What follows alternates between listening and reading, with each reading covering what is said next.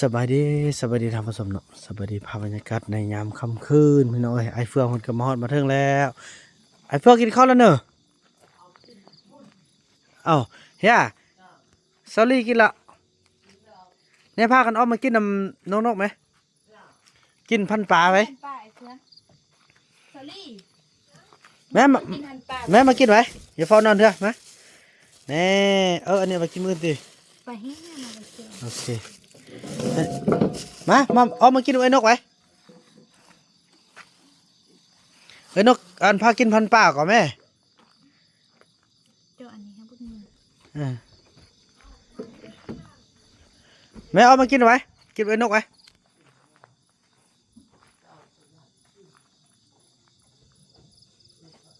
เดี๋ยวพักน้องเอามากินเด้อพยายามคำน้อยเบอร์หนึ่งก่อนพี่น้องไอ้เนาะ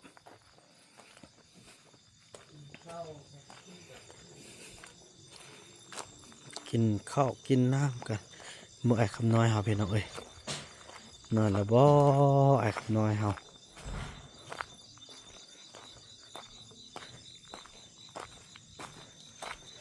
ไปกวดสภาพพี่น้องไอ้เนาะ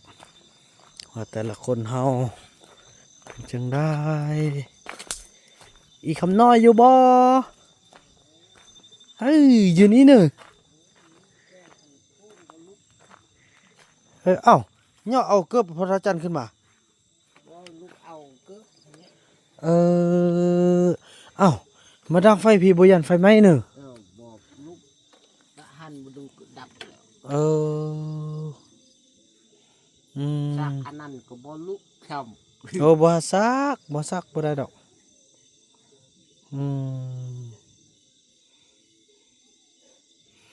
กินข้าวแล้ว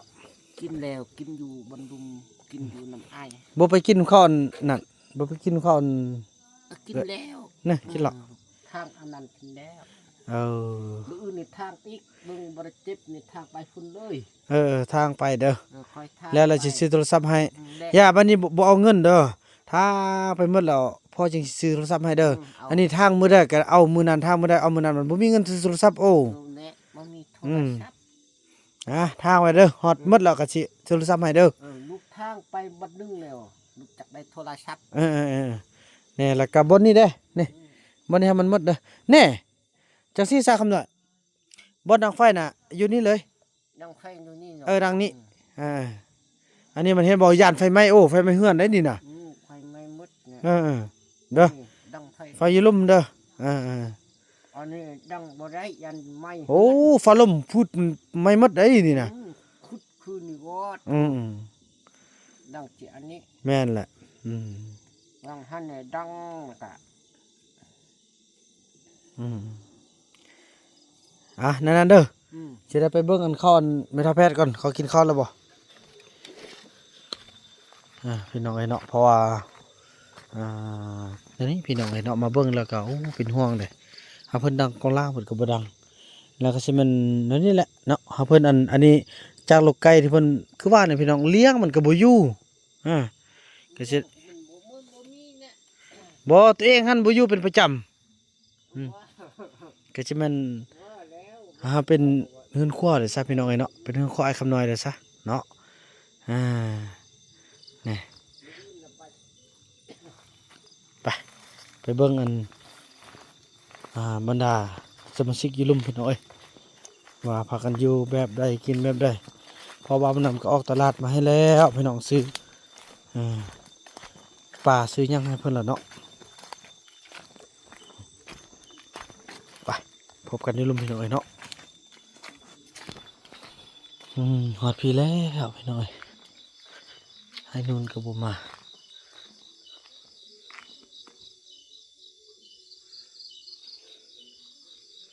มิดเงียบหมดเลยพี่น้องเอ้ย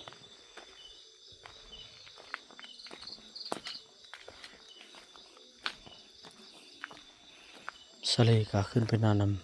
ำให้เฟืองหมด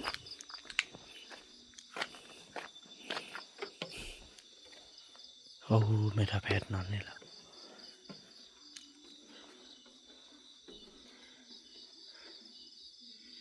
เมทาแพทเอาอันนี้บนนอนจำใจ แม่ทามีจอมไหมสะให้จอมเด้นี่บ่นอนจำใจตอนเวลานอนพี่น้อยกลางคืนเราบ่เห็นจักบ่ฮู้ไปใส่เลย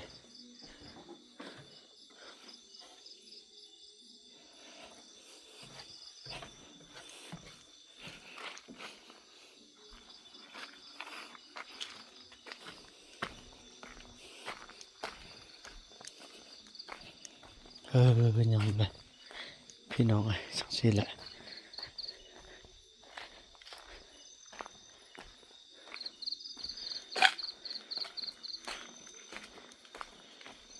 เต็กเต็กอันจอมบ่อยู่น้ำน้องนี่มันไปใส่มันวะฮะบ่มีเฮ้อเราไปเที่ยวภูบ่าวติ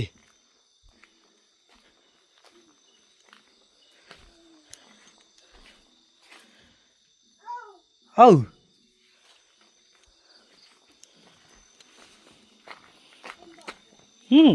บ่เห็นน้องมักลงไปพุ่นพี่น้องเธอตายคักพี่น้องมันมาบอมนำสิพาทุกคนไปเบิ่งเด้อ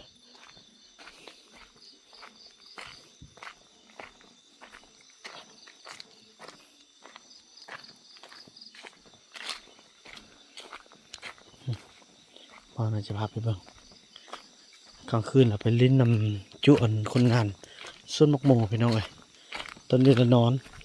พาดยุ่งใจขนาดพี่น้องเอ้ย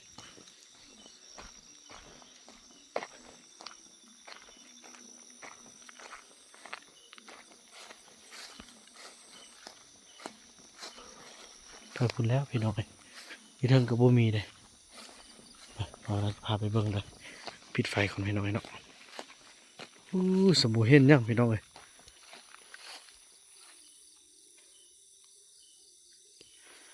ปิดไฟสมบูรณ์เห็นยัง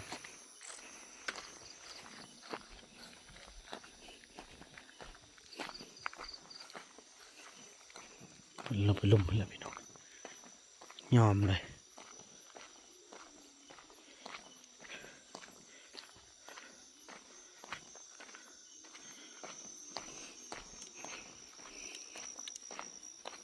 เอาเสร็จกล่องก่อนกล่องมัวพี่น้อง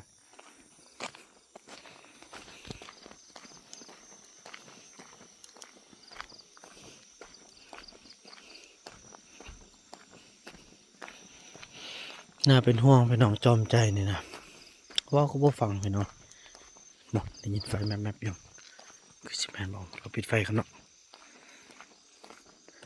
ไปเบิ่งเด้อ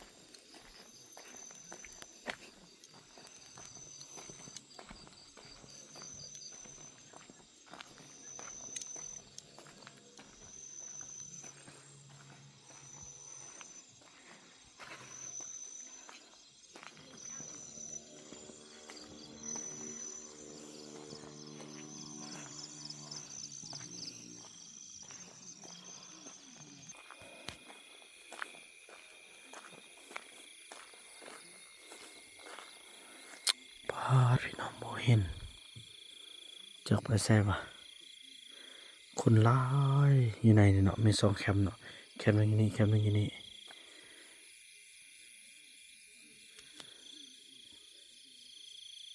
นุ่งเสื้อขาวพี่น้องเอ้ยแต่ละแรงลงมานั่นนี่แหละพี่น้องเอ้ย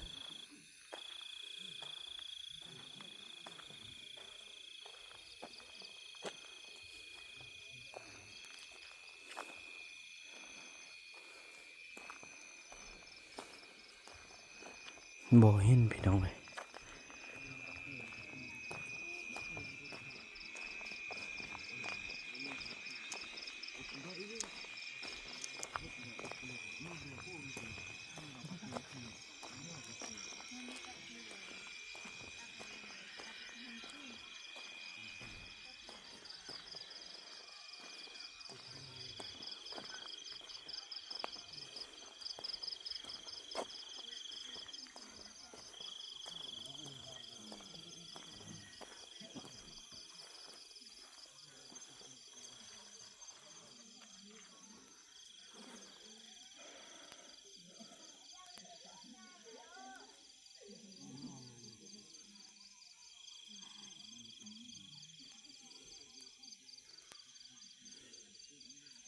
บางมอนจะเข้าไปทำก่อนเนาะ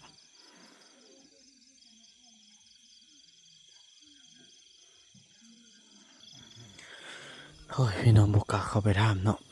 เม็ดตัวมีซองแคมไปหน่อยตายไปใส่นอบาทนี่เขาพาไปใส่แล้วนอ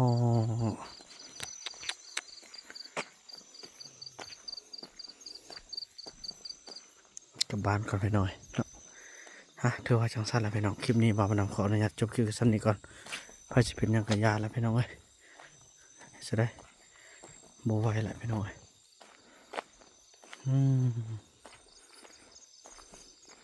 นี่แต่กลางคืนมากเก็บยอมรับเก็บเลี้ยงไว้เท่านั้นแหละพี่น้องเอ้ย